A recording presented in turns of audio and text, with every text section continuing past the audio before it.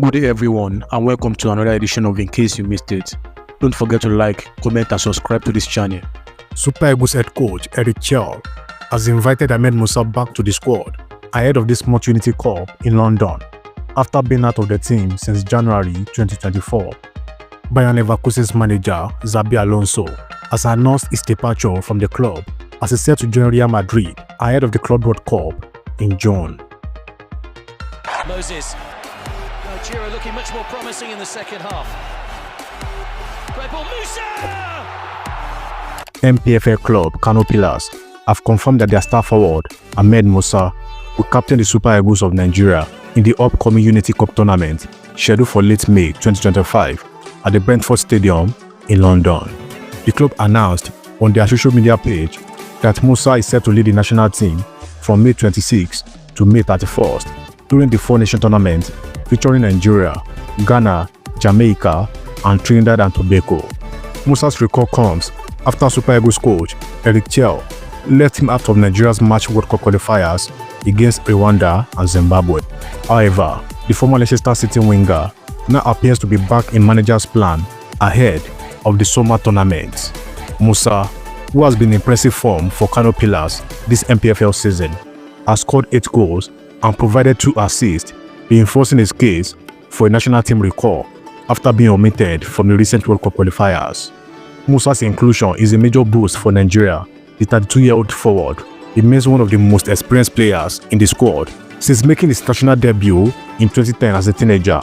He has earned 110 caps, more than any other Nigerian player, and scored 18 goals in process.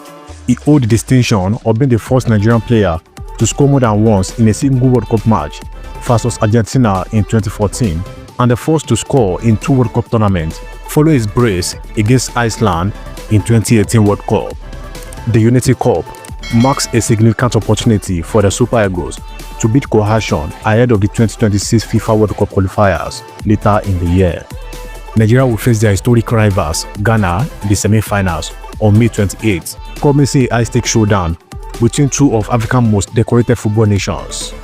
The tournament will conclude with a final and a top-place playoff on May 31st, providing a platform for Nigeria to assert its dominance and prepare for upcoming international challenges. Meanwhile, Super Eagles head coach Eric Chell has also promised to use the mini-tournament to test new faces and tactics as he looks to build on his start to life with the African giant. It was an amazing weekend for Eagle stars in Europe as they continue to make waves outside the shores of Nigeria, led by Victor Osimhen and Osimhen Lookman.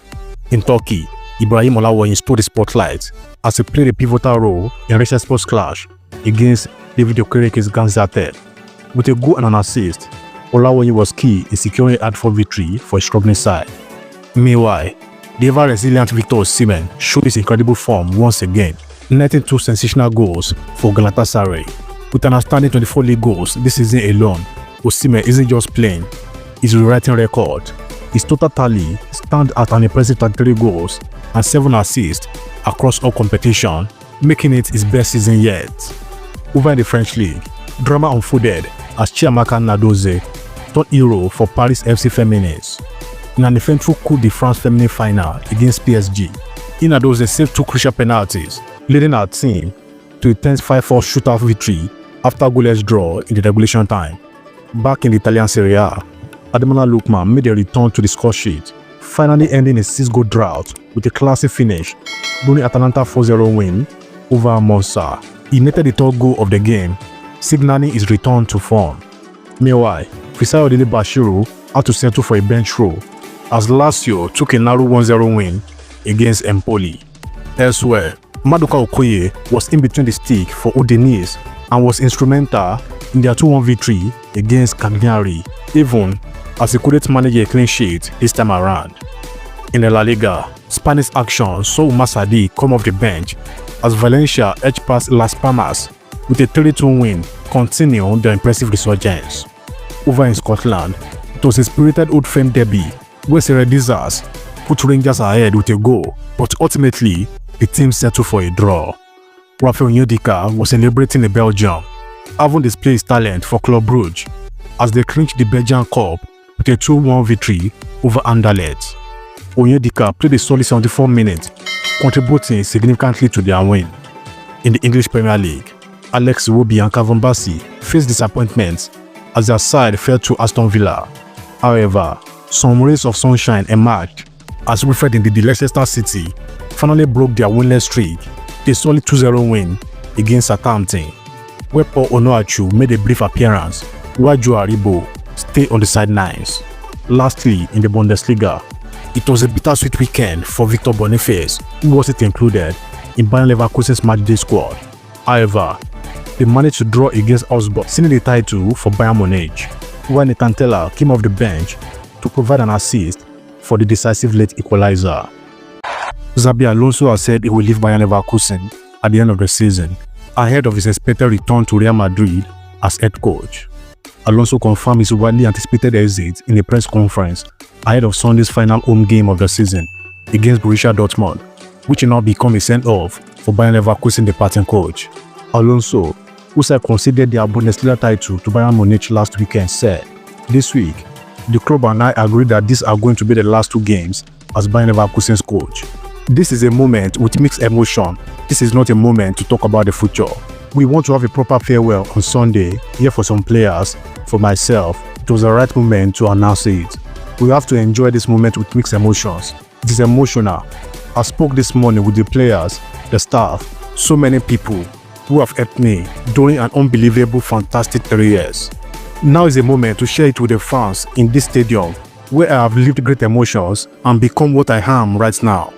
Alonso had emerged as one of the brightest coaching prospects in Europe since taking over at Bayern Leverkusen in 2022 and was the favourite to take over at former club Liverpool after Jurgen Klopp's exit before Arne Slot was appointed. Leverkusen won a league and cup double last season under Alonso, the first Bundesliga title in the club's history, falling just short of a remarkable unbeaten treble with a defeat to Atalanta in the Europa League final. Now Alonso, who won nearly everything as a player at Real Madrid, is set to take over from his old boss, Carlo Ancelotti, according to reports in Germany. But Alonso was reluctant in discussing his future plans until after the final game of the season away at Mainz on May 17th. He added, "When the season is wrapped, then it will be the moment for the next thing, not the moment for that." Ancelotti looks set to depart Real Madrid at the end of this season, just a year after winning the Champions League and La Liga, and with the Spanish champion still fighting to retain their title. With 4 games to go, Real Madrid are 4 points behind leaders Barcelona, who they travel to face on Sunday in a huge game for the title race. Ancelotti talks to become the next Brazil head coach are back on, according to reports earlier this week. Negotiations are stalled last week, with Real Madrid president Florentino Perez in no rush to let him leave, given Ancelotti is still under contract until 2026, and the club can still win the La Liga. The Brazilian FA, CBF, are still waiting for a final answer from Ancelotti, but CBF president Ednardo Rodrigues has said that the new head coach will be announced soon.